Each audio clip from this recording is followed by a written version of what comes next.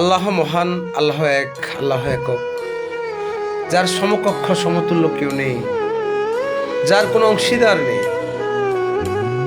কিন্তু সেই আল্লাহকে কখনো নিজের চোখে দেখি নাই, কিন্তু মনে প্রাণে বিশ্বাস করি। কারণ যদি আল্লাহ নাই বা থাকত, তাহলে কে বানালো এই পৃথিবী, এই গ্রহ নক্ষত্র? কে বানালো আমাকে? কিন্তু আমরা মানুষ হয়ে কত অপরাধ করি, কত অন্যায় করি, কত পাপের কাজ করি।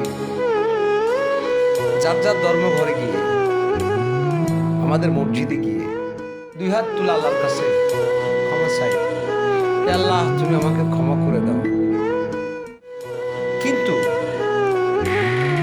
আমি যদি কাউকে ক্ষমা করতেই না পারি, আমি খোদার কাছে কিভাবে ক্ষমা করব?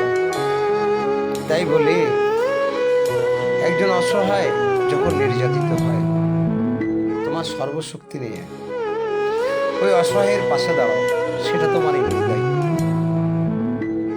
কারণ আজকে তোমার ক্ষমতা আছে বলে তোমার জুনিয়র, তোমার ছোট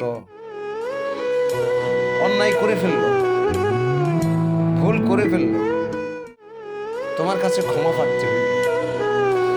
তুমি যদি তাকে ক্ষমা করতে নাই পারো, সেই দিন